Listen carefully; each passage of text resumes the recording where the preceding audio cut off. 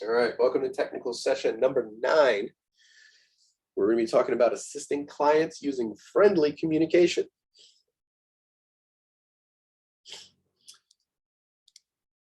During this particular session, we're going to be demonstrating active listening by nodding, making eye contact, and then paraphrasing what the customer said so that we can be clear we correctly heard what they were telling us. This still plays in a virtual environment,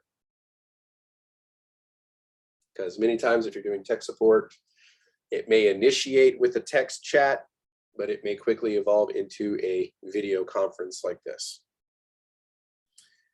We're going to get into asking open-ended probing questions to gather additional information, working on explaining complex concepts in a clear, concise, client-friendly language. And then list and demonstrate the 9 steps involved in assisting an upset client. Maybe we'll get some role play in where you can practice your thespian skills and try to make it real to life, getting upset at your classmates. I don't know, we'll see. See how the day evolves. All right, so key points. The 3 key components for client-friendly communication are: 1, active listening. Making sure that they're aware that we're paying attention to them. If they're talking to us and we're kind of looking off to the side and we're, doom scrolling on our phone or whatever, do they think we're going to be paying attention to what they're saying? Probably not. We're going to want to ask questions to help us get to the answer. Try to avoid yes and no questions. Ask more open-ended. Let them kind of tell the story a little bit to lead us to the right solutions. And if we're explaining concepts to them, we are not going to be using heavily tech-laden vocabulary. We're going to try to explain it in levels to which they can understand, unless they are demonstrating a level of tech aptitude in the way that they're speaking to us. Then we would try to speak at their level.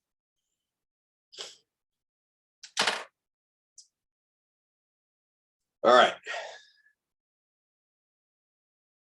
Using client-friendly language will help the client feel a little more satisfied with the interaction and leading to future successful interactions with them as well. If they feel that you're talking over their head, they're not going to have a really good experience. They're not going to want to come back and work with you again. They're just going to think that, this person thinks they're better than me. And it doesn't mean that you believe that. It's just the feeling that they get when you're talking over their head with language. So it also helps improve your efficiency with the company, because it can make the interactions go much more smoothly rather than being more adversarial. We're also going to get into the 9 steps of assisting an upset client. First one, remain calm. They may be having an extremely bad day, and you are just the unfortunate person that they first interacted with during that time. The nice thing is, or the good thing is, you have the ability to completely change it around for this person. Don't take it personally. They are upset at the situation, not at you. It's coming off that they're upset at you,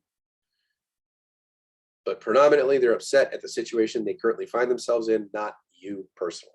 So do not take it personally. It's one of the hardest things for us to learn in customer service, to try to let it, roll off your back rather than taking to heart the things they're saying.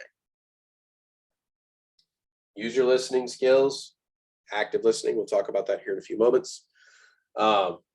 Show that you heard what the client said.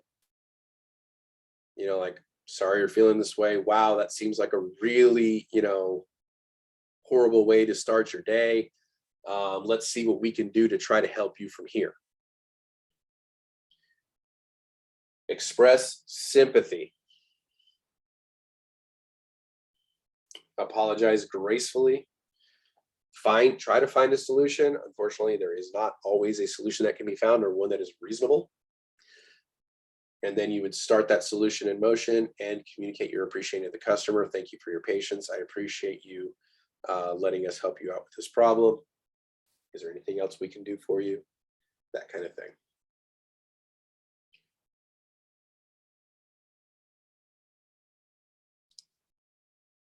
All right. So we've already talked about addressing the client. What was the acronym we used for that? For addressing the client? SPOT. SPOT. All right. Somebody other than Melody, what does the S stand for? Smile. Smile. Smile. All right. What's next? Present yourself. Present yourself to the client. Next. Offer help. Offer to help. Beautiful. And finally, Thank the customer. thank the client. So we already learned how to do that. We're going to, kind of keep what we've already gone over in mind. And here's an open-ended question for you. In support help desk, how much do you think the clients who are calling us really know about technology you'll be assisting them with?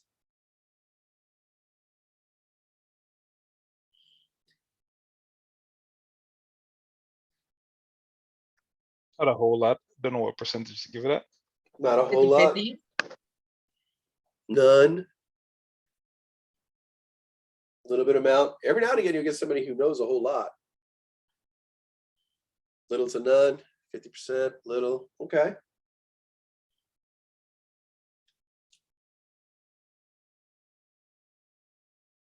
Sometimes you may get somebody that actually knows what needs to be done, but just doesn't have the authority to do it.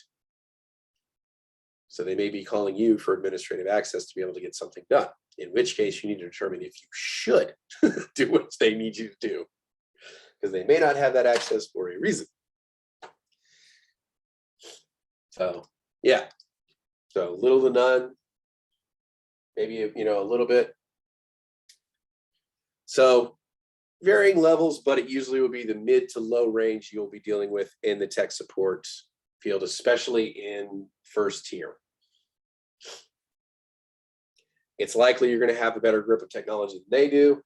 And we're going to be talking about some other ways we can work on communicating with them in a way that they understand, not using the technical jargon as much as possible, trying to use allegories or euphemisms that would help them better understand what's happening and what you're doing.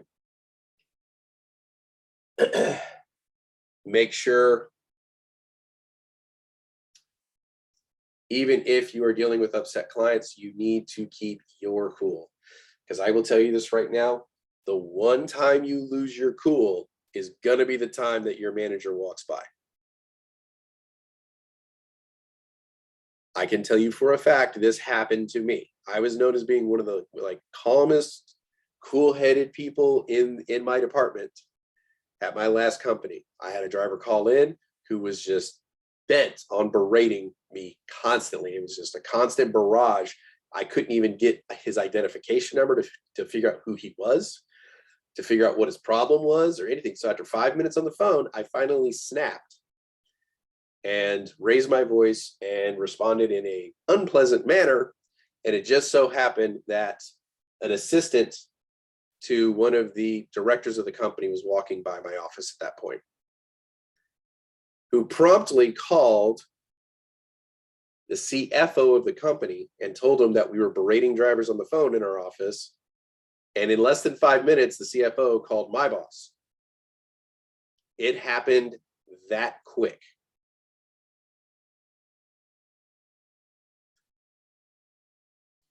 And the only thing that saved me on that was I never cussed at the driver or anything like that. The only thing that saved me on that is I told them to pull the recording of the call. I wanted them to hear that recording. And they pulled the recording of the call and they heard it went on for 5 minutes before I finally reacted. That was the only thing that saved me. That won't always be the case. So You have to keep your cool. I was not right in losing my cool, but rest assured, the one time you do, the person you don't want to hear that is going to hear it. So please keep that in mind. It's kind of like my rule on email in the office. You never, ever send out an email unless you're absolutely sure you don't mind everybody reading it.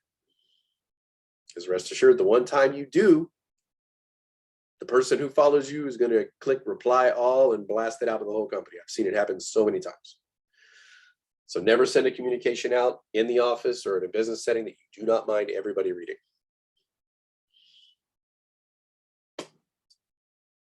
All right.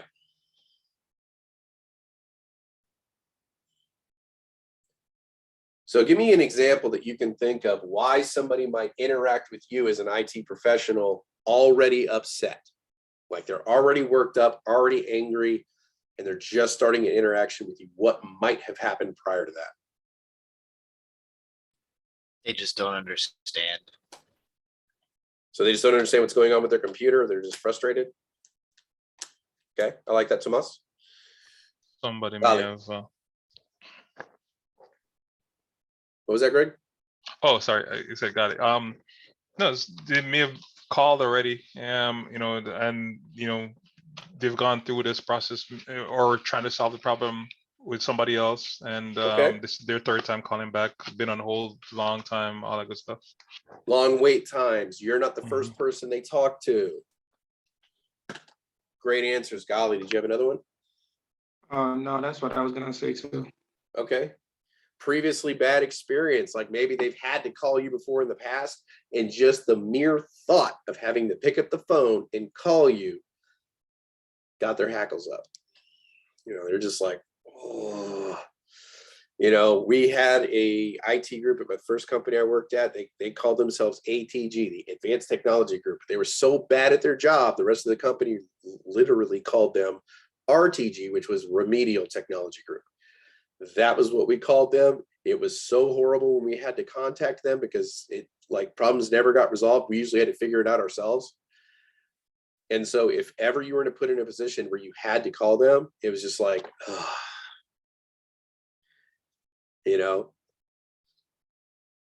we want to change that experience, right? We don't want to be those people. We don't want to be the stereotypical IT person that just doesn't know how to talk to people, right?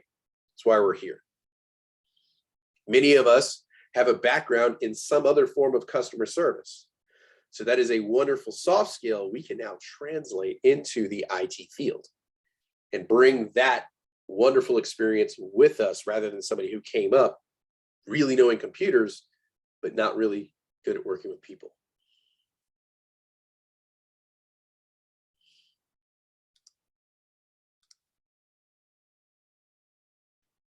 All right.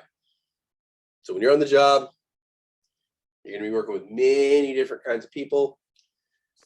We're going to kind of try to work through ways to communicate with those clients so they can be able to understand the information we're giving them.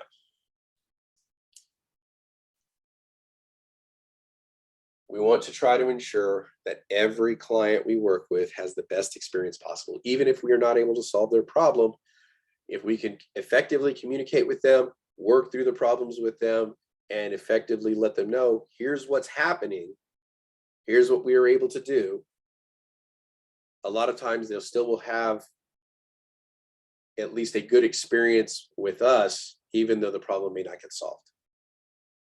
Certain things can't be solved. If a battery explodes in a phone, we can't magically make that battery happen through an update. It's done.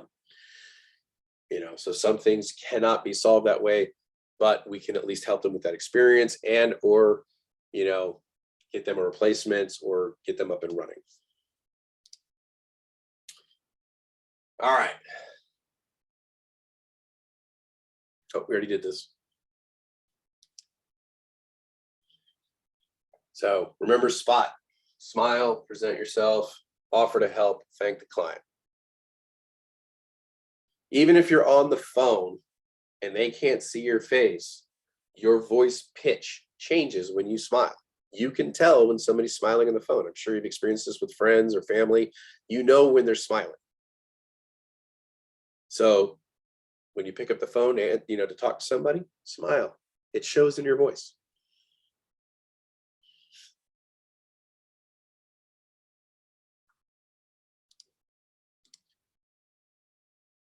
All right. So after we have greeted them, used our spot techniques and all that fun stuff, that's when the real work begins. We need to start talking about 3 separate skills to build into that: active listening, probing questions, and explaining concepts using client-friendly language. You kind of notice that in this course too. When we first start talking, we're using very generic terms to explain things. As we're moving through the course, the generic terms are kind of going by the wayside. We're going to be using more and more technical language to explain things. That's that evolution of our language as we are learning. But we still have to remember what it was like before we knew. So when we're communicating with a customer, we're not using, this barrage of acronyms that we've spent the last 3 months learning. We want to use simpler terms to kind of explain to them what exactly is going on.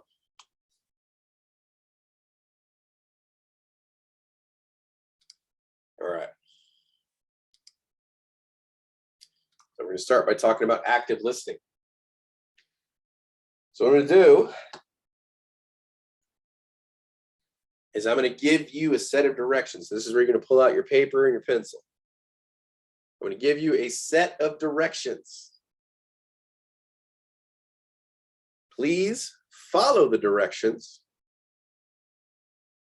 And you are not allowed to ask any questions or look at anybody else's paper, even though I know that's kind of hard with what we're doing. But so you're not allowed to ask any questions. All you can do is follow the directions that I give you. Are we all clear? We all have our piece of paper, thumbs up. Ready to go? All right. 2 thumbs up from Tomas, he's good to go.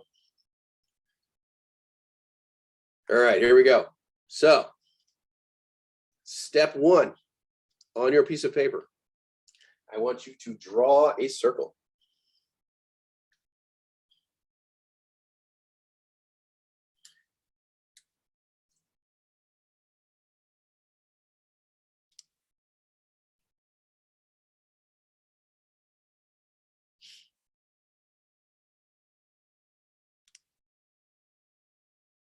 Step 2, I want you to draw a line inside of that circle.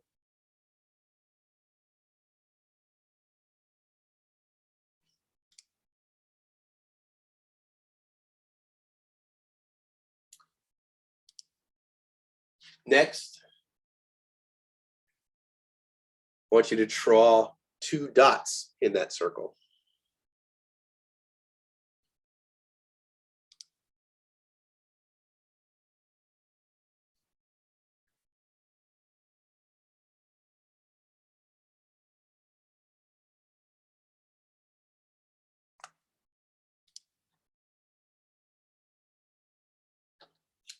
Next step, draw 3 lines coming out of the circle.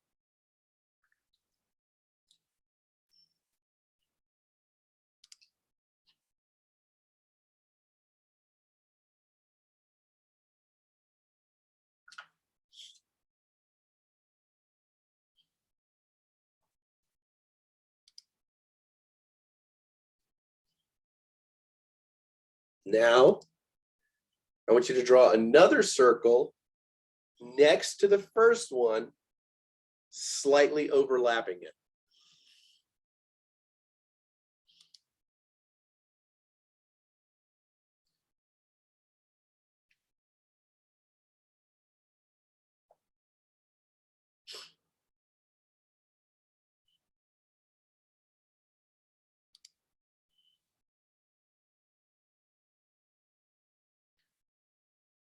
Then I want you to draw 2 lines connected to the circle.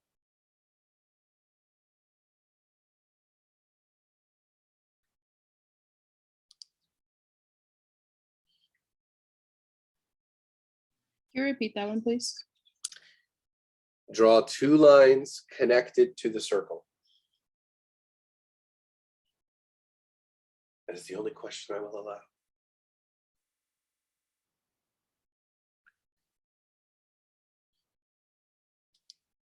I have so many questions.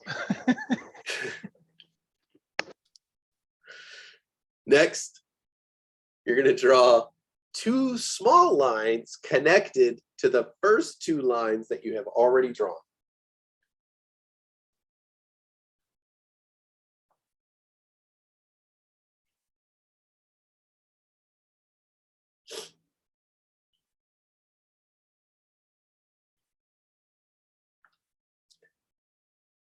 Now, I want you to draw another circle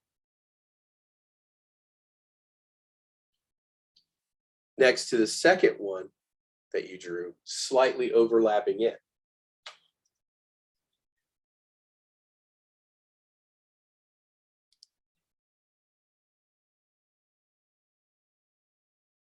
How many people are running out of space on the paper?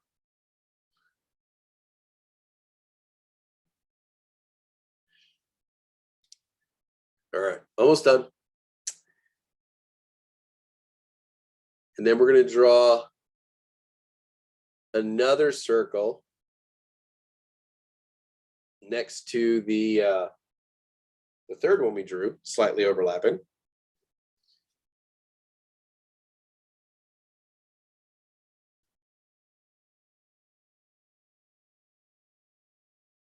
Draw two lines connected to that circle.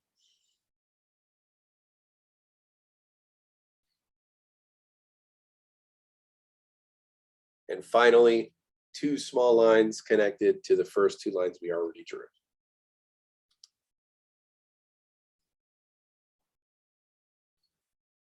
And now it's show and tell.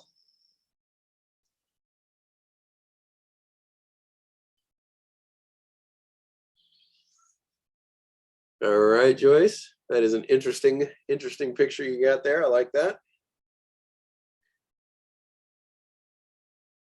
Rahel, I got you. Melody, I like it. I'm not quite sure where Tomas was going with this, but you know, it works. Hey, see here. Danny, looking good. I see like some of us like partway through we're getting where this was going. All right. Very cool. So notice like all of these are different, right? So we all have slightly different interpretations as to how this was supposed to look based upon the instructions we were given. So this is a really good example of one-way communication.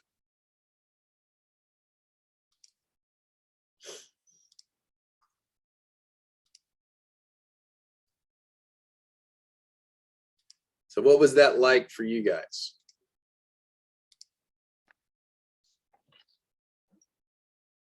Yeah, not good. Okay. Yeah, it was interesting. Yeah, because when you said something like especially when you said draw, it started falling apart when you started drawing the second circle, because you like draw two lines connecting to that circle. I'm like, okay, what circle? The first or the second circle? Which circle am I connecting it to? Because it's overlapping, so it's inside of the circle now. So it just started to fall apart. So yeah, I could see where you don't have a chance to engage. You know, it just doesn't get across. We So, all I have mean, different pictures of what you said. yeah, so like our images aren't really similar. I mean, they Got a all have the snowman. same elements. Daniel They're and not really mine, similar. like first picture look alike, but that's it. So how does this feel like if, you know, when I'm giving these instructions to you? First circle. I almost wanted to ask you more questions. I started, I'm like, let me just leave it alone. Let me just do it. So a little frustrating, a little lost. It was a good exercise on Yeah. on patience as well too, though, because I know there is a point to the end of this whole thing. So I was like, all right, let me not ask these questions, you know. So I could see how when you hear and listen to someone just rants and so forth. Sometimes you just have to kick back and let him get it all out. Then maybe you can ask your questions later.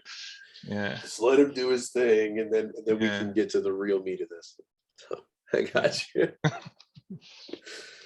So a little frustrating, I can see. So what about this? So like, what about what we just did would not be a best practice for dealing with a client? Not asking Not ask questions. question. Yeah. Just do what I'm saying, like, and you'll be fine.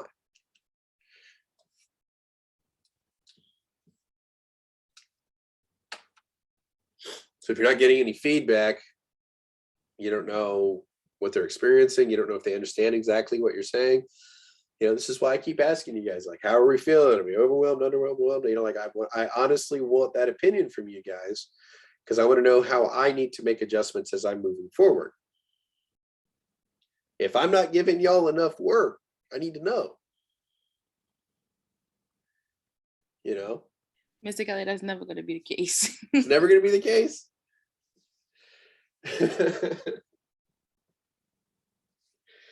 So we're just kind of like almost lecturing to the customer in this exercise. It is, yeah, to a degree, it's losing a human touch.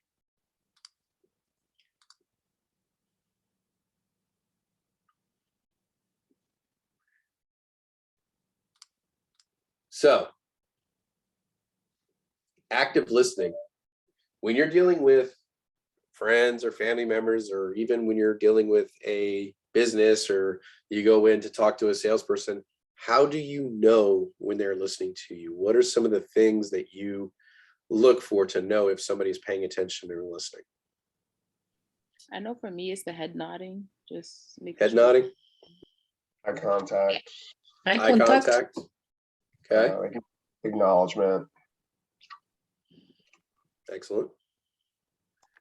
Rephrasing what you else? said. Rephrasing what you said in a different way. That shows that they understand what you're saying. Okay, so like after you've asked them something like, okay, so what you're saying is, and they'll just give it to you back, a paraphrase of what you just told them. Yeah, pretty much, like reword it to suit their needs.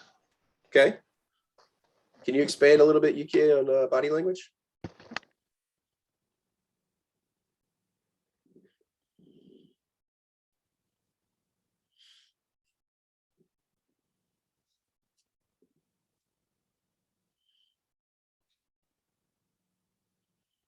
If I'm talking to somebody and they're like,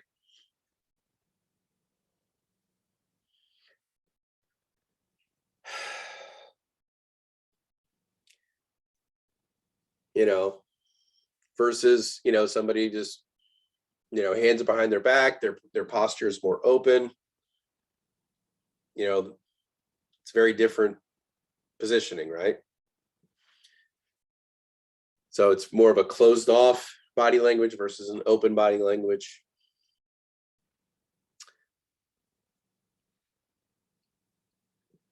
So relaxed, facing you, not kind of off to the side, like, are they paying attention to you and not their device, their phone or their tablet or whatever they have in front of them? I don't know how people do it where they go to restaurants and you see an entire group of people at a restaurant and they're all looking at their phones and like nobody's communicating with each other. Like it just baffles me. I'm sitting there and I'm watching it and I'm like, I'm really glad I didn't come up in this era of dating. This would just be frustrating to no end.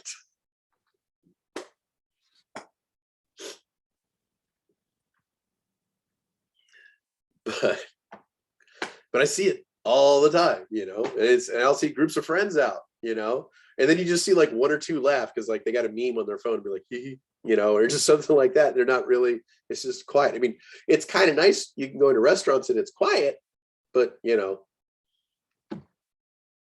again, when you're sitting in a restaurant and there's a group just having a great old time off in the corner, do you want to be a member of the group that's being quiet, or do you want to be a member of the group that's just laughing and having a great time? Me, I want to go over and join the other group. So your body language, what we're doing, paying attention to each other.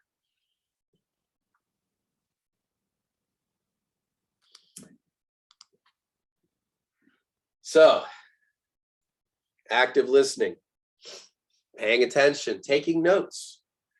Although sometimes it is polite to say ahead of time, do you mind if I take notes while we're talking, just so I can remember everything that's going on? 99 times out of 100, yeah, sure, no problem. If there's a relevant question that comes up, you can gently kind of interrupt and say, hold on, can you tell me a little bit more about this?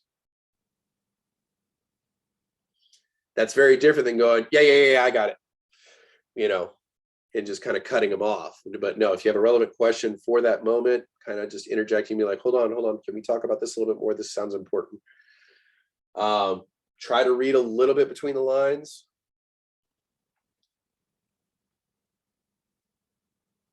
I wouldn't advise this. Should we make assumptions to be effective? Or efficient, excuse me. Just assume we know what's going on? No. No. I love this one.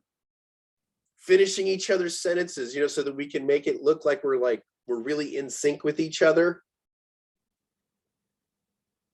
Like let the customer know, like we're on the same wavelength. I can jump in and finish your sentences for you. Should we do that? Am I really off base with this one? Okay, so no, yeah, we shouldn't do that. We shouldn't jump in and finish their sentences. It's people tend to get frustrated with that one. Assess the client's level of experience in technology. Should we do this? Privately. Yeah, I mean, I wouldn't be like, hey, can you fill out this questionnaire? But listening to terms they're using and stuff like that, and how they're using them, because there are people who will call in and be like, want to sound more intelligent than they are or know more than they do, and so they'll use terms way out of context, or that are completely unrelated to what you're talking about. So that can kind of go into the assessment. But yeah, we do want to try to determine where they may fit with regards to whether they're very new to technology, they have an active experience with it, they're actively using it on a regular basis, or they're moderately proficient and can do a pretty big, pretty good level of troubleshooting. What about assessing the client's emotional state? Is that important? Still privately, yeah. Yeah. You want to survive it is. My problem is I'm so terrible at this.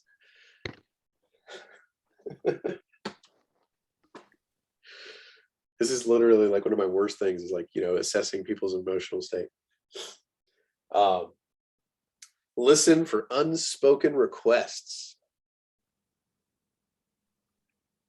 Wait, listen for unspoken requests. Yes, unspoken requests.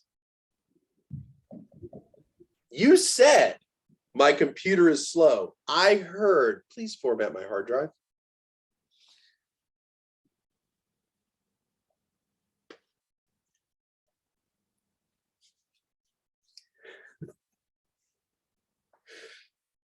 So should we listen for that? Yeah, I heard that men are really bad at this. Is that true? Oh yeah, we're terrible. I can't tell you how many times I've had someone turn to me and look at me and just go, wow, you really are that oblivious, aren't you? Like, what'd I miss?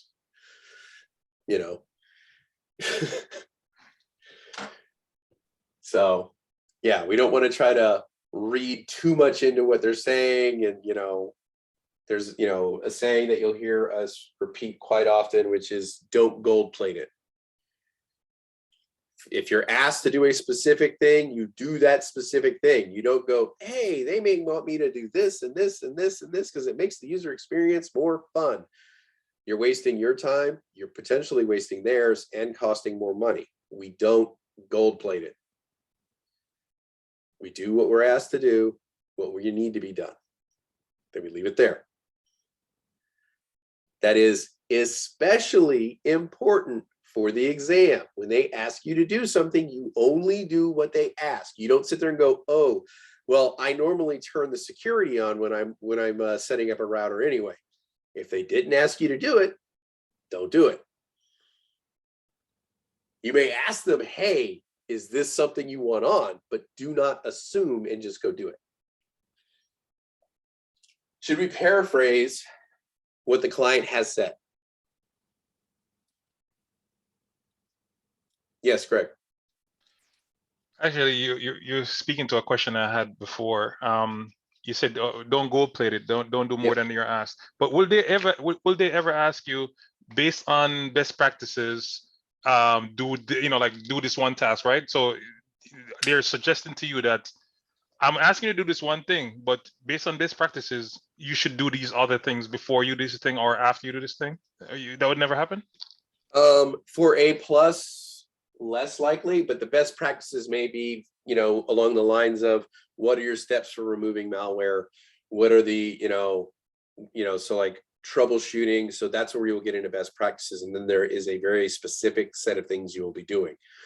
When they're talking about setting up something, that may not be A+, security plus, you may get into this.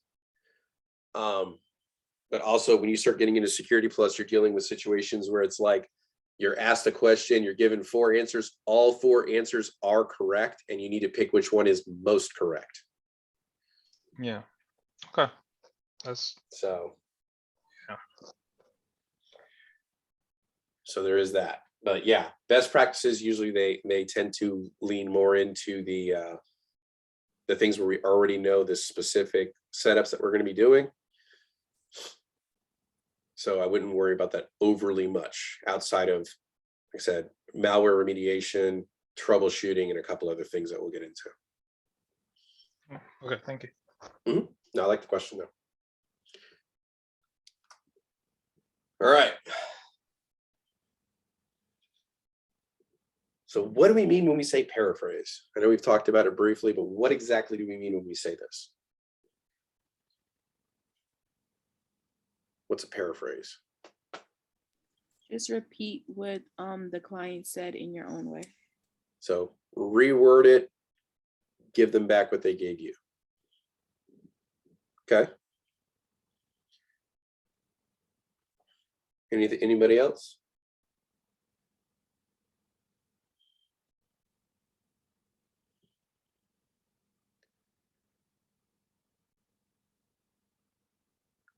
Pretty much the same thing Daniel just said. Okay. Shorthanded, a short response with the what's the word I'm looking for? With the idea or the feeling of what you just said. Okay. I can't. There's a word I'm missing right now. But, Putting it in your own words. yeah. So to summarize and rephrase it in your own words. Summarize. That's the word I was looking for. Yes. I do that all the time.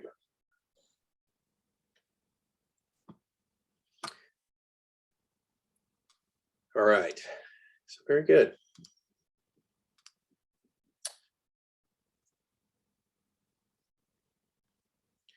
Now, so in their words,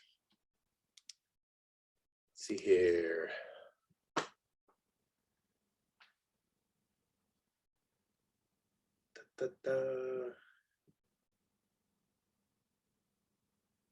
Danielle, can you read first, please? Yes, it says, what is active listening? It says to paraphrase is to express the meaning of what the person said, but using different words. Paraphrasing is a way to achieve clarity. This means that you will reword what the client said and repeat it back to him/her to make sure that you understand not only the exact words, but what the client really meant. This is an important part of active listening. This proves that you cannot just hear. This proves that you are not just hearing the words, but that you are really listening to what the client needs. To paraphrase, you can use phrases like, so what I heard you saying is, or is insert summary, a fair summary of what you are experiencing. Now we're going to practice demonstrating active listening in a scenario that you have already done once before. All right.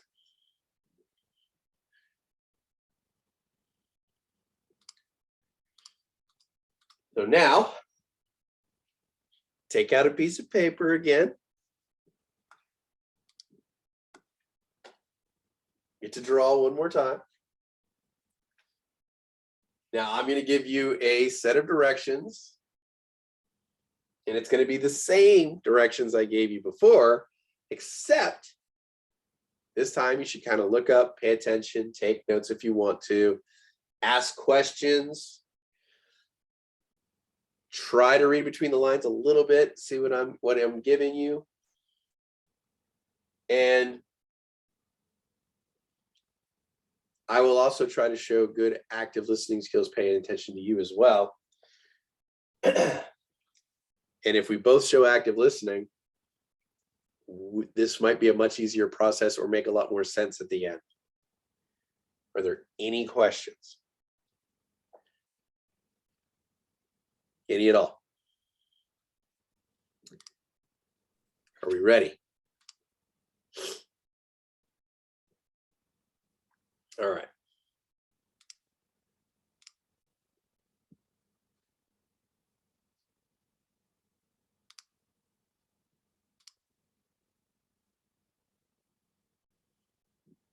Let's see how big is this? Yep, that's about right.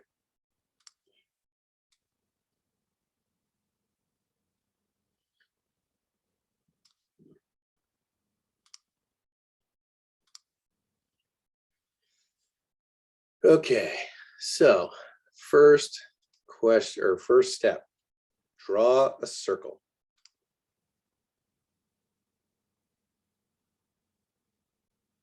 How big should I make this circle? How big should you make the circle? I like it. It's a good first question. So let's say about the size of bottom of a can, like a regular 12-ounce can. So You sure you want us to ask questions? Because I have tons. Like, Get should it tons? be in Go the ahead. center? Should it be in the center of the paper? Top of the paper, top right corner, top left? What I are we would doing? say it would be roughly about the center of the paper, leaning towards the left-hand side is where that circle would be, kind of like I'm showing you right here. Okay.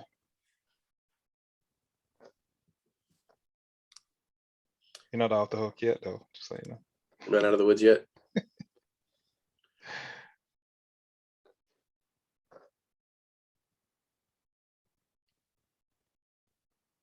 All right. Draw a line inside the circle. All right. Now this is a question. Should it be touching the circle? Should it be horizontal, vertical? What size line are we looking at? Is it a straight line or a jagged line? It is a slightly curving line. It touches the left edge of the circle. And it kind of swoops upward. So starting from the left edge, kind of comes down and swoops upward like this. Oh, you drawing a snowman. All right, okay. Is it a snowman? Wait, you said it touched both sides of the circles or No, just one side of the circle. It touches one side and comes in just a little bit over halfway in the bottom third, and it slightly curves upward. Either that or the guy from Ghostbusters, that big guy. Or Mr. Stay Puft.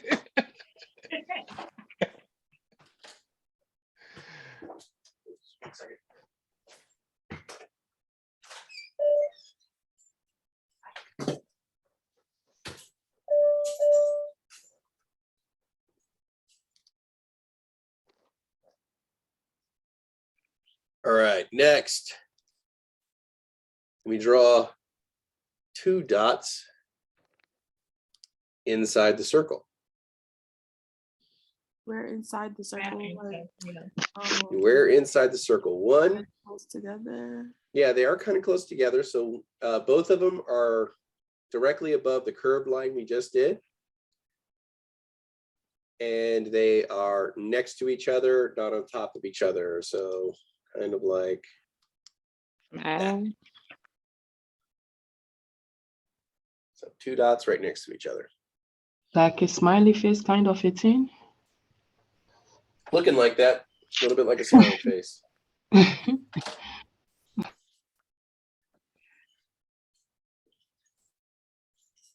Are we all good?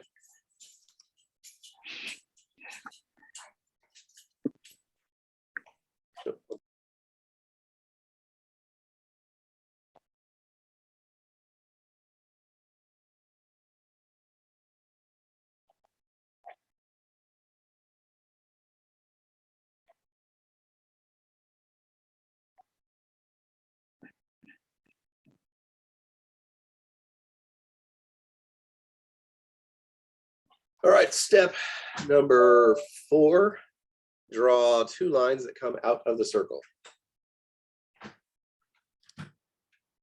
The side of the circle, the top of the circle, or the bottom of the circle? Oh, good question. Well, one starts, they're both coming out of the top, but one is connected to the line, coming out like this, and it's slightly curved. And the other one actually passes through and curves in the same direction as the It's first. a bumblebee. A bumblebee.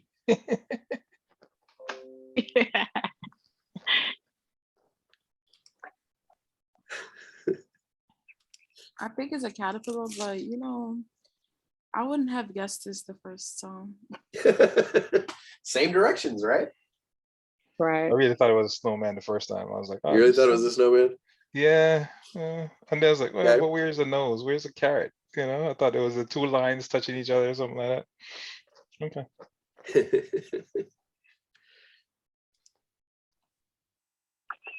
So next, we're going to draw another circle next to the first circle, but slightly overlapping.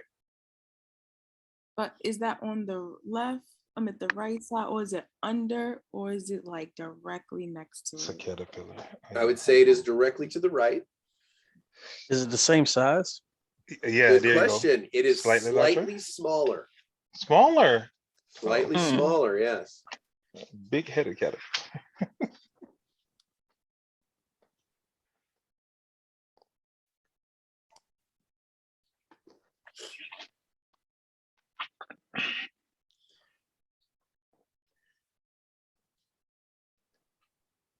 It's an old story. When Leonardo da Vinci was asked to prove how good of an artist he was, he drew a perfect circle. Mm. Because it is actually one of the hardest things you can learn to do as an artist.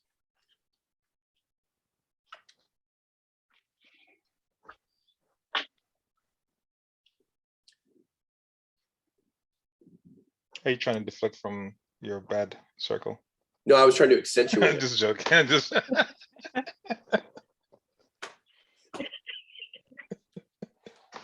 I'm sorry, I was guys. trying to express that I am no artist. All right. Excuse me. If you think that, wait till Yeah, you it see looks mine. pretty square. I would agree. So after this, we're going to draw 2 lines connected to the circle. Okay, yeah, here we are. Where about? Exactly. Yeah, Inside, tell me. Bottom, right hand Inside, side. outside, yeah. I would say coming out of the bottom, one and Oh. one comes out at, so like if you have a vertical line, one's coming out at 20 45. degrees to one side, one's coming out Okay. 20 degrees to the other. Okay, legs. All right, gotcha. Is it straight? The lines are straight, yes.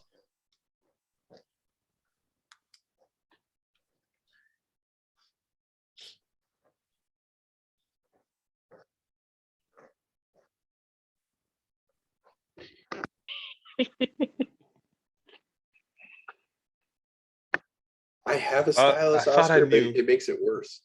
I thought I knew, but I definitely don't. What is this? All right. definitely caterpillar.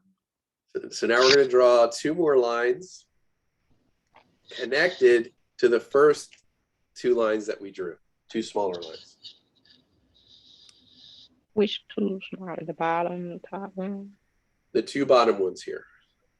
Oh, so they're pads. Like, They both going the same Okay. way, or are they going like opposite ways? should it be left or right of that? They are as well? pointing to the left-hand side of the screen. And they are perpendicular, perpendicular to the lines you first drew. Like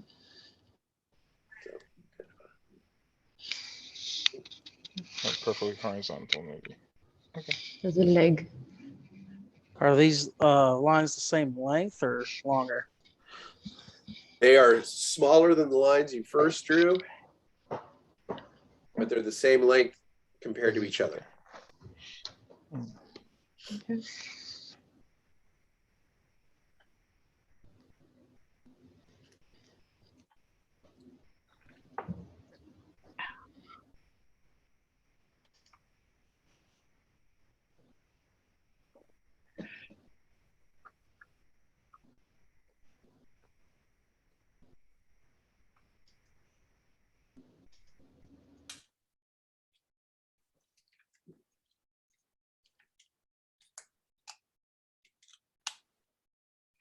Would have been funny if somebody actually drew this from the first time you went through it. That would have been cool. You're like, I'm good. Can we skip the next part? Yeah, that would have been Oscar. Where's Oscar? I don't see him. Yeah. That's funny.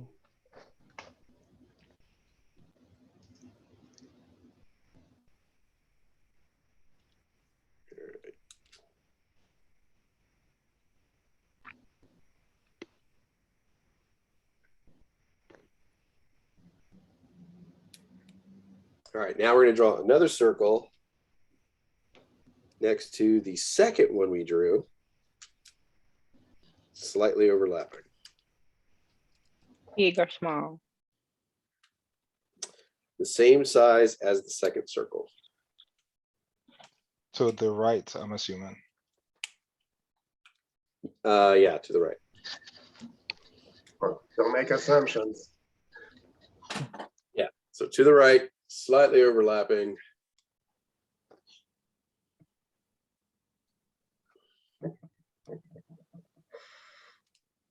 We're going to pretend this is the same size as this, and that it somewhat resembles a circle. Right.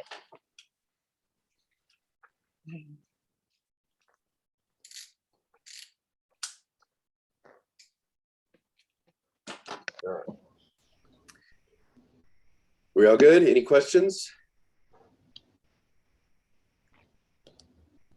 All right, so we're going to go and we're going to draw yet another circle slightly overlapping with the last circle we drew. Okay. And this better be on the test, you know. I'm just joking. Obviously. I ran out of page. You're on a page. This bug's had a rough life. Okay. Yo, come to you made this one real easy. I like it. Okay, question number 3. Please draw a. Right. Please draw a bug. You don't know what bug it is yet, but draw one. So now we're going to draw 2 more lines coming out of the circle we just drew, connected or coming out of it. What is it? 2, and then draw 2 lines connected to the circle. There we go.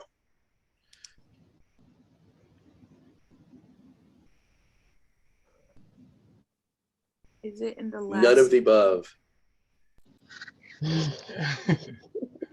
What was your question, Danielle? I was responding now. Is it in the last Is it? circle? Yes, in the last circle. Okay. The same, And- like the same. Yeah. Are they, yeah. So the same as First. these. Yeah, Okay. same as Very those. good. So we're gonna have like one going this way, one going this way. It's not quite the same.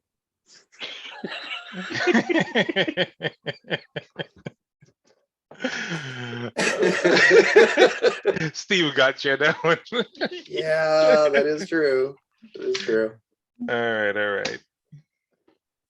And then two small lines connected to the two lines you just drew.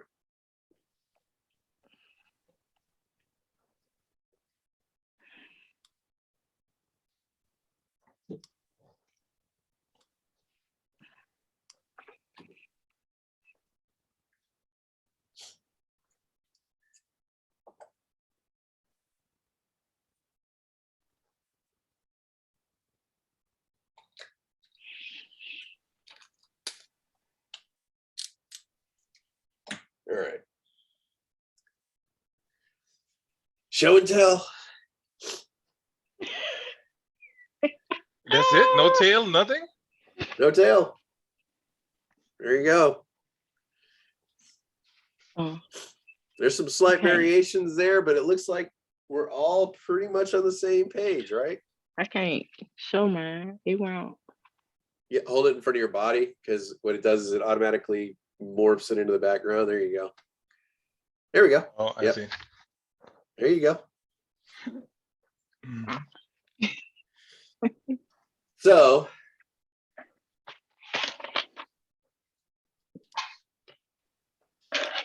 very different than our previous one, right? Yep.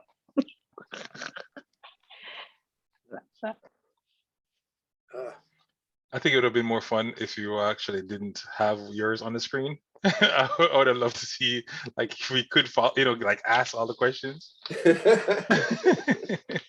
Yeah. But it's doing that, like giving you a visual as well while you're Yeah. drawing it. So it's kind of, showing people along. So it actually is part of Yeah. it. So, but yeah, all of our drawings look kind of similar to this, except, the artist that drew this actually had the ability to draw circles. So it looks a little bit better. Don't feel too bad. He used the tool. He just I like, use the tool, yeah. It's like when I write with a mouse, like in Avery's cohort, it because he was a teacher prior to coming into this course. And I was going through one of the workshops and I was using my mouse a lot to draw things. And he was literally like sending me pictures, like DMing me links and pictures to digitizers. Ah. He's like, look, this one's on sale. It's only $20.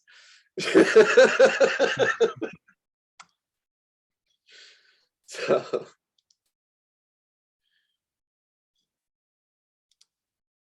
all right.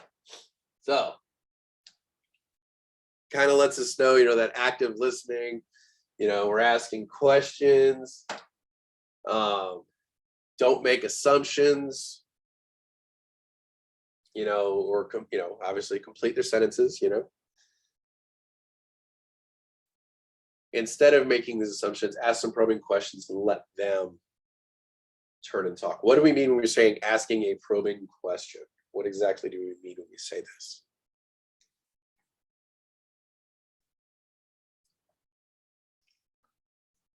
Questions that dig down a little deeper. Open-ended questions that dig down a little deeper. Okay. So you're trying to get a little bit more information, like somebody calls into IT and says, hey, my computer's broke. In what way is it broken? Is it turning on, not turning on, or what's Well, happening? Yeah. Say, what is broke? Can you please show me what broke looks like? Yeah, but what's wrong with your computer, Kelly? Tell me. Just kidding. Are you unable to connect to your DHCP Oh, it's a server? Mac. That's what it is. Okay. All right. It's harsh.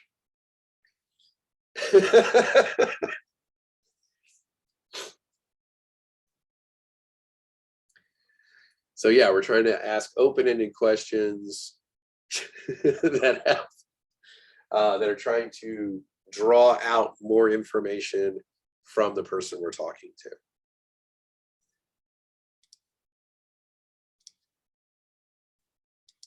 All right.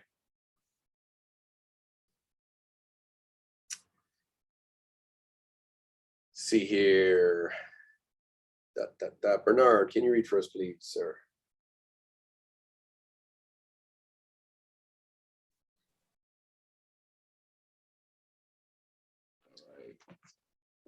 Client-friendly listening, language, asking probing questions. A probing question is a question that relates to what the client is saying, but that ties to get additional information.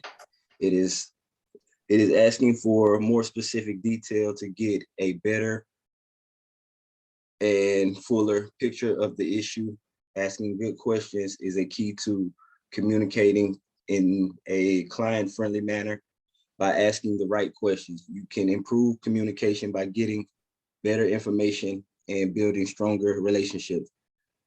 It is important to ask good questions because the quality of the question will directly impact the quality of the answer. Good.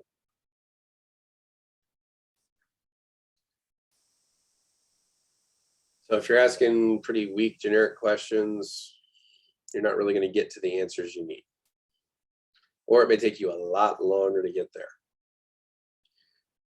Like the guy who was on the phone with the customer for about 10 to 15 minutes because their computer wouldn't turn on. And then finally it gets to the point where he's asking if it's plugged in or whatnot. And the person says, hold on, let me go grab a flashlight, because he powers out to the entire house.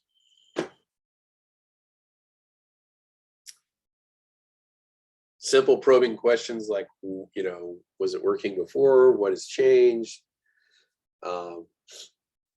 Is there anything else you're experiencing along with this? Would have kind of led to the powers out option rather than being on the phone with the customer for like 15 minutes before getting to that important information. So here's a good one. Imagine you're standing outside of your house. The woman comes up to you and says, help, I can't find my hotel. You can see that she's holding a tote bag with the name of a hotel on it. You could assume that she's staying at that particular hotel and give her directions. But good active listening means that you don't make assumptions. What types of questions would you ask this person to make sure you can help them in the best way you can?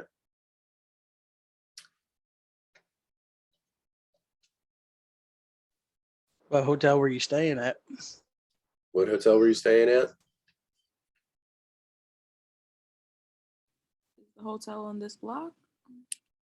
Is the hotel on this block? I don't know. That's why I'm asking. Do you remember the name of the hotel? The name of the hotel. There you go. You can get a little more specific. What if they're like in a very large city and there's 10 different hotels in the same neighborhood? Address. Very good, Bernard. Do you know the address?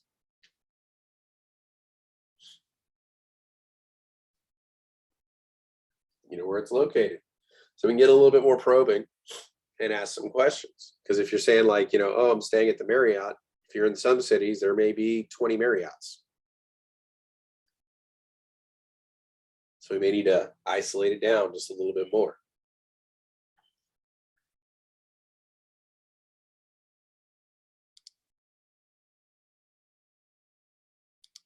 Don't you have a phone? You can look it up on your phone.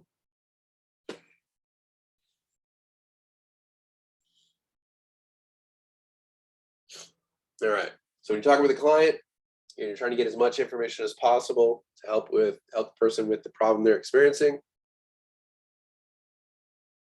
There will be even more questions you'll need to ask other than just one or two, usually, to kind of drill down and find out what the actual problem is. So imagine a customer comes up and basically says, computer will not turn on at all. Even without considering what specific problems might be, what types of questions might you ask to begin with? What happens when you try to turn it on? What happens when you try to turn it on? Okay. Is it plugged in? Is it plugged in?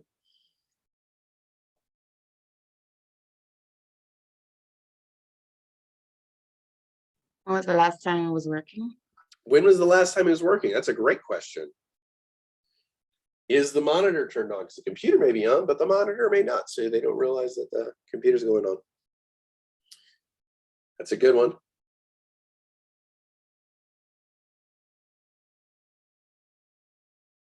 Any others? If it is plugged in, Go ahead, Melody. if it is plugged in, is there power coming through? Okay, do you have any, are there any lights on? Something that would indicate power. Very good. Greg?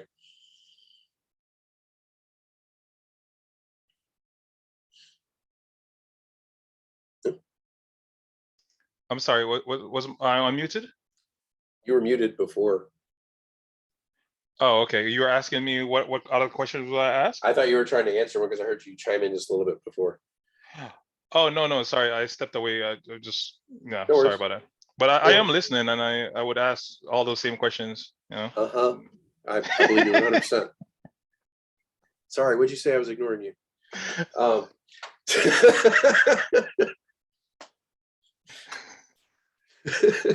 okay, so whoever mutes me, I'm gonna just mute on my headset so I can just click the button. All right, so don't mute me, please, All because right, I'm double good. muted that way. All right, thank you. You're good. Have you tried another outlet? Yeah, very good, Ebony. Sometimes we forget to turn on the monitor and we automatically assume it's not working because it doesn't start up on our monitor. Very good. Excellent question or comment. So all good ones. So you want to ask specific questions, but you still want to kind of leave them open-ended.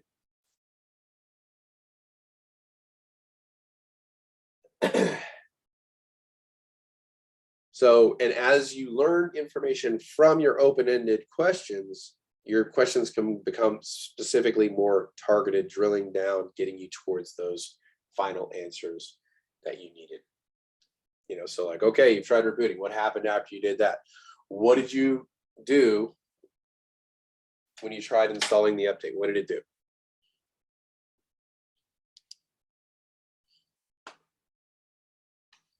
So here's some examples. You know, your what, when, where, why, how questions. What are you experiencing? When did it start? Why did it happen? You know, like, oh, well, my computer stopped working. What happened right before that? Oh, I dropped it. Where did this happen? And how? So get the, you know, basic questions that we need to ask. And you may not ask all of them all of the time. So after you've asked these probing questions, it is extremely important to actively listen, you know, so that you can listen for information that is critical to you in that process. You don't want to be just asking these awesome questions and then kind of just check out. I'm not going to name names, Craig, but you want to make sure that, you know, that information is actually getting to you that you need. You know. That was actually pretty good. All right. All right. You got some coming. All right, you got some coming. So you don't want them to do, you don't want the clients to do all the talking. You know, you want it to be a discourse. Like you want to, you know, ask and talk to them. Or some of the things you might be experiencing, you know, does this sound similar to what you have, where you're doing that paraphrasing? And then you can ask even more questions, keep digging in until you get to that root cause. And again, keep trying to remember to use that client-friendly language. Don't use a lot of technical terms, stuff like that.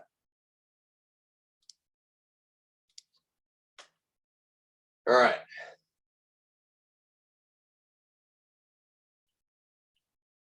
So here's two basic scenarios. So imagine you're a medical doctor, you're doing some important complex research on a rare disease. You have a colleague, a fellow surgeon, who wants to know about your research. You would explain your research to that colleague using extremely technical language, right? And you would use as many details as you can, using probably a lot of medical terminology, things like that. Now, flip that over. Imagine same doctor, and you have a 7-year-old patient who has this disease. And you're meeting with the patient's parents, and you want to explain your research to see if they would be interested in joining your clinical trial. How would you need to explain this research to the patient?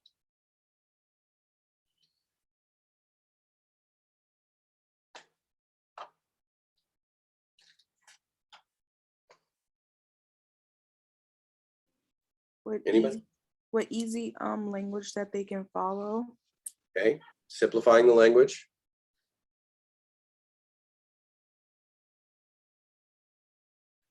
Would we use a ton of detail? What's the benefits and the cons of doing it? Okay, pros and cons, potential risks. Okay. So it would be a drastically different conversation though, right? Yes.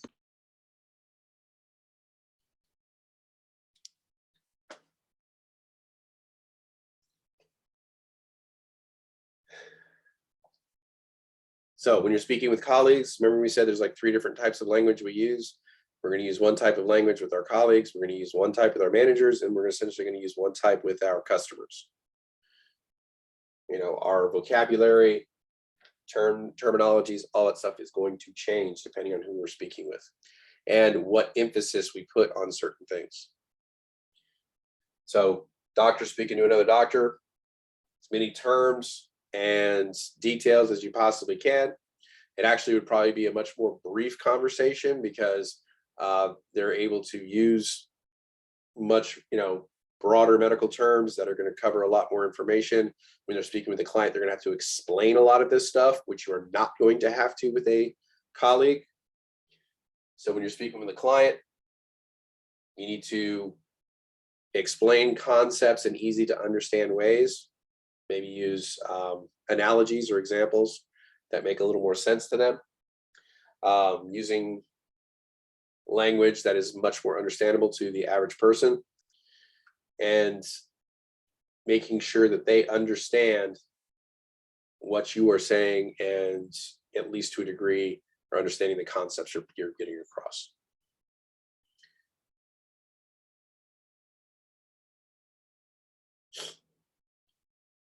So, questions or comments?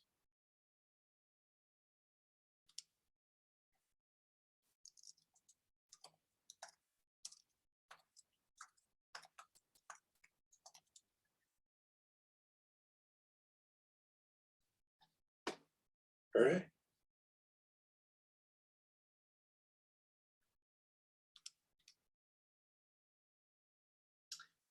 Quick little video. Let me stop to make sure I'm sharing sound.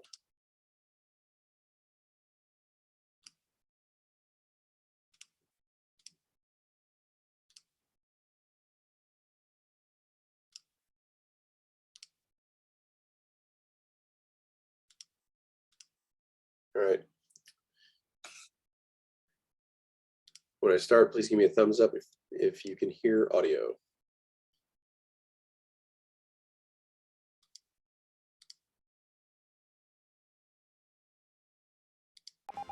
Now, funny thing, we had intended to do the same troubleshooting scenario as last time with just one stick of memory out. The problem is that some of our vendors, like Dell, only put one bloody stick of memory in the system, and that wouldn't be fair to them versus the ones that did install dual channel memory.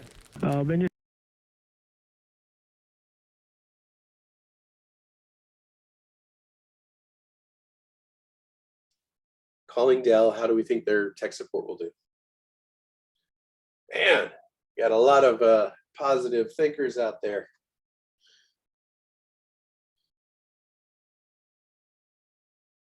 Okay, got a good in there. All right, some okays.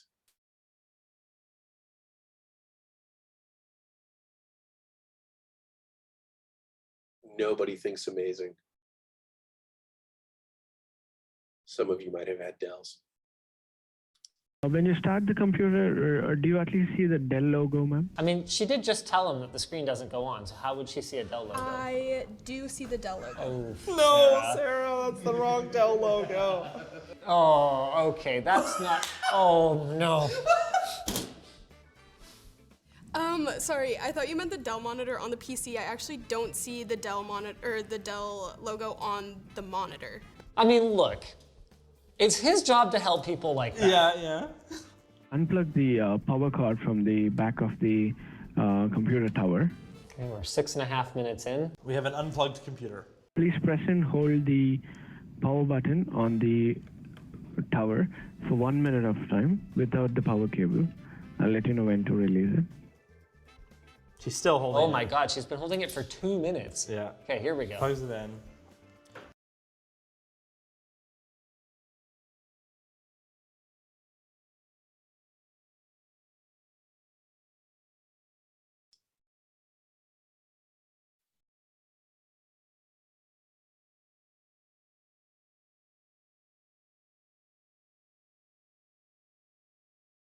We got a couple good, some neutrals, some bads, mostly neutral here.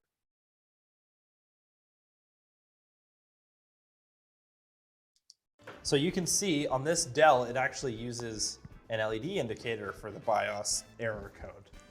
Will you please tap the caps lock again on the keyboard and see if the caps lock comes on and goes off? But I mean, he just had her reset it to diagnostic mode. Why didn't he just have her look at the indicator light? I don't know. Read me the exact message what it shows. Yeah. So he's asking still on the monitors. 60 minutes in. How are we still on the monitor? I mean, at the behind the monitor, there'll be two different display ports, ma'am. One is display My in. God. I hope it is connected to the DP in. We are still on the monitor. And he's saying there's DisplayPort out. Okay. There's no DisplayPort out What monitor on any has- monitor Yeah, which that I'm one has aware of. DisplayPort pass through? I can pretty much guarantee there is none. Behind the tower, at the place where you have connected, please check if there's any other port, any other display port. Which is not a terrible troubleshooting step. Yes, but this computer only has one. I think this GPU only had one DisplayPort, one HDMI, you're and right. a DVI. No, there isn't. Will you please connect it? Look up the f***ing order. I think he did, and he's still reading off the same Well, one. he's still getting us to do things we don't have and asking what her name is. Not to mention it's Dell, so he has a service tag that should be leading him to the exact model. Usually in case if you put, if the monitor tower has a graphics card, then it will have a different output, ma'am. This motherboard doesn't have onboard video ports. Doesn't have any other display ports either. There is one DisplayPort output. It seems to be plugged into Okay, so that we're one. 19 minutes in, still working on the monitor.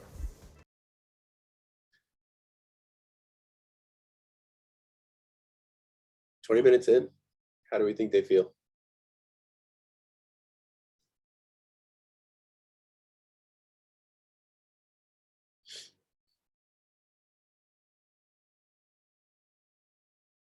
I might have to ask the person who said amazing.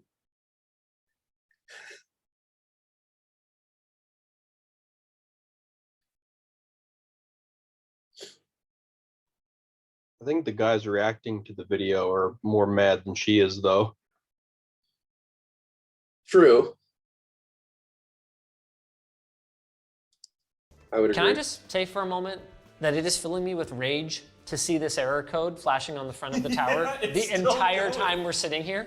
It starts in the groin and it works its way up to vomit. Keep your groin to yourself. What is he even waiting for so long? Like, oh my God. At the, when I check my resources, I see there are a few more display ports at the back, Oh, ma'am. no.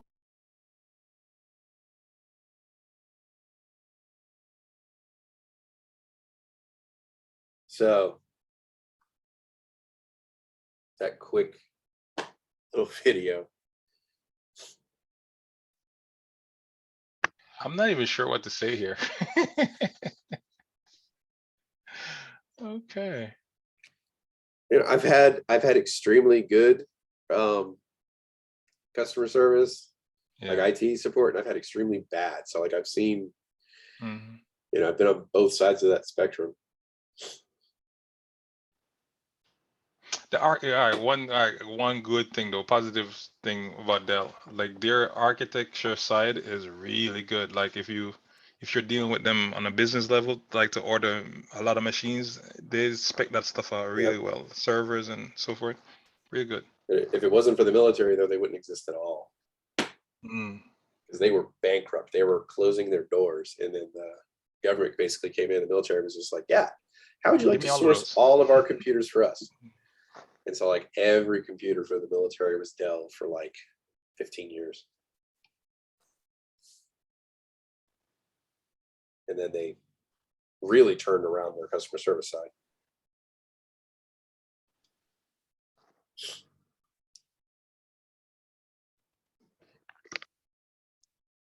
Because back then it was like HP, Compaq, and a couple others were heavily out competing them.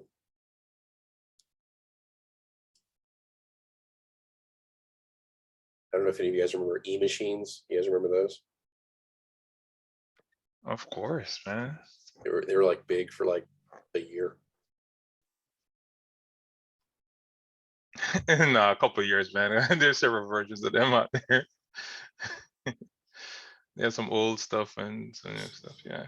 But it was E-Machine, Compaq, Compaq, Hewlett Packard, let me say HP. Yeah, so HP bought Compaq, if I'm not mistaken, and then also they rolled in E-Machine when they started going a business, if I'm not mistaken. I'll Google it real quick. Okay, so yeah. he's not actively listening to her when she's telling him something. And so he keeps going back to the same thing over and over again, not actually listening to what the client is saying. So that's Yeah, I don't know causing why he's so frustration. convinced that it's the monitor though. I'm not sure. What was the original question? No, I don't even Well, know. what it what's was is going they created a BIOS error. So like Oh, the machine okay, wasn't even okay. passing post. And what was Wow. happening was on that particular model, it doesn't give the beeps. It Mhm. gave a blinking light on the front of the machine. Yeah, as with most of these does. And Yeah. with everything that he was trying to do, he wasn't paying attention. Like never once asked, is there a blinking light on it? Did you hear any beeping noises or any of that stuff? So he was focused heavily on the monitor and the display ports. So he was strictly focused on output rather than the system itself.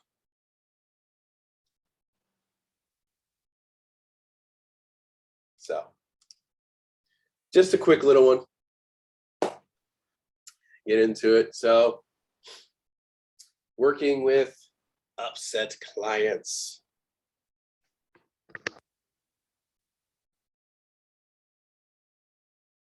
So there are going to be instances where you're going to be dealing with people who are highly agitated, emotional, or irate. So we went over these briefly. At the beginning of this technical session, but the 9 steps we want to keep in mind. Remain calm. It's that one time you lose your temper, the person you don't want to is going to be walking behind you. Don't take it personally. That will help you to remain calm. Try to use your listening skills because in their venting, you may hear important clues as to what might have happened or what is going on. Show you're hearing what they said and that you sympathize with the situation they're in. So they could be having a really bad day. It could be that they've worked for weeks putting together a presentation that essentially the future of their career hinges upon this. And all of a sudden they're not able to access that or find it. That can make somebody extremely emotional. You know, especially if this is like you've spent years trying to get to this point in your career, months preparing for this one presentation, and now one technical glitch is standing in your way, you know, and could make or break your career. So, do you imagine somebody would be highly agitated at that moment? Probably so. So apologize gracefully, obviously, it's likely not your fault, but just, hey, I'm sorry you're experiencing this. I know that sounds extremely frustrating. Let's see what we can do to help you. So you let them know you're on their side, you're trying to find a solution, you want to work towards that solution. You start putting that solution in motion, saying, hey, here's what we're going to do. Here's what it's going to look like. These are the steps that are involved. Communicate you appreciate them bringing this problem to you, and let them know if you were not able to solve the problem right then and there, let them know when they will hear from you. Do not say, I'll have this problem solved by the end of the day. Say, I will be communicating with you by the end of the day, giving you an update as to the situation. Because if you say, oh, no problem, I'll have this solved, and completely fixed, if you're unable to fix it, that's going to make the situation 10 times worse, isn't it? So we don't want to promise the sun, the moon, and the stars and not be able to deliver.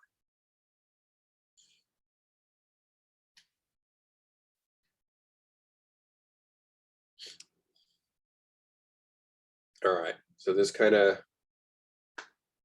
goes over that again. So step one, Rahel, can you please read for us, please? Step one is to remain calm. It's hard to help solve any problems if you are upset. If you are upset yourself, you can remain calm by taking deep breaths or giving yourself a few seconds to calm down. There you go. Sometimes taking 5 to 10 seconds after hearing a question, one, can help you gather your thoughts, and two, can help you really calm down. Because if we respond immediately, one, our answer may not be well thought out, and two, we may react emotionally rather than, with calmly and rationally. Step number two, Kevin. Step two is to remember not to take what happens personally. If the client says something rude to you or says something personal, remember they are upset and you are just trying to help the client. Once your feelings are hurt, you are less likely to be able to do your job and assist the client. Very good, thank you. Step number three, Rebecca.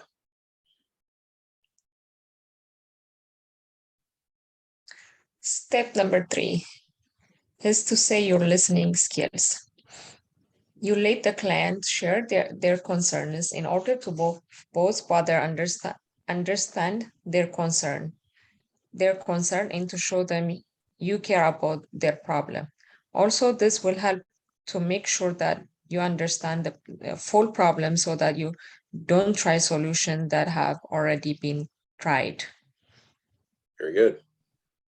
Like continuing to check on the monitor 20 times during an IT call. Tomas, can you read step number 4, please?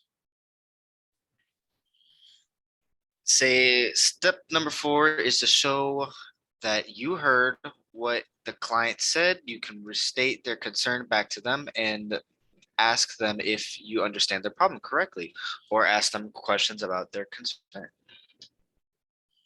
Excellent, thank you. Number 5, Emily, can you please read for us?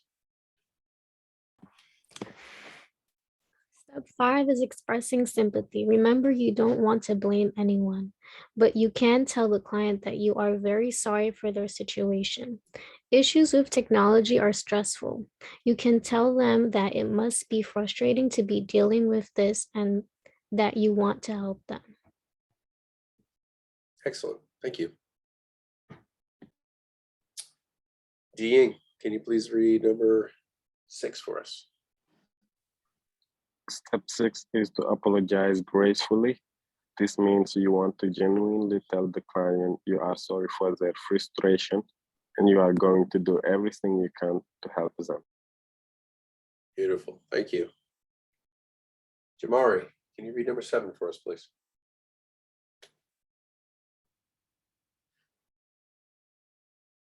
You said number 7? Yes, sir. Step 7 is find solution. This step is about taking everything the client has told you and all their options for helping them and trying to come up with the best way to help the client so they leave satisfied. Of course, you will use the troubleshooting steps for this. It will be easier to think of solutions when you are more familiar with the types of problems that your clients will be facing. Excellent. Thank you, sir. Number 8, Gamal, can you please read for us? Step 8 is start the solution in motion. Saying the solution and making it happen are different things. It's one thing to tell a client that you will order a new part to fix the computer, but you need to make sure you take the action steps to really make that happen. Perfect. Yuki, can you read number 9 for us, please? Sure thing. Step 9, the last one, is communicate appreciation. This means that at the end of the conversation, you want to thank the client for their business or acknowledge the difficulties they had in solving their problem. Make sure that the client is satisfied and will be comfortable coming to you for help again in the future. Very good. Thank you. So, do you need to be ultimately familiar with these 9 steps for the A+? No. Are these good practices to implement in your daily career? Absolutely. So things to definitely take to heart, try to, implement them in your daily life. And having solid customer service skills, especially in this field, will really set you apart from your teammates and prospective job applicants as well.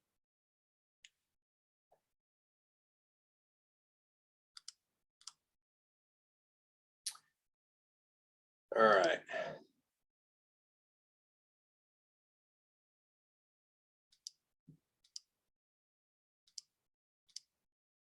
Sorry, just kind of skipping through. So I appreciate you guys' patience through this one. Does anybody have any questions? We should now be able to demonstrate active listening skills, nodding when they're talking, good body language, be open when they're talking, not closed off or looking off at other things, checking her emails, what have you, but actively engaged in the conversation. Use open-ended probing questions to try to gather greater information. Take notes while they're talking.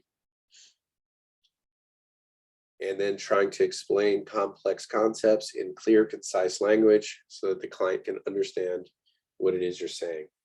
And then when dealing with customers with heightened emotional stress, using the 9 steps to kind of try to remain calm, help diffuse that situation and de-escalate it so that we can still help the client.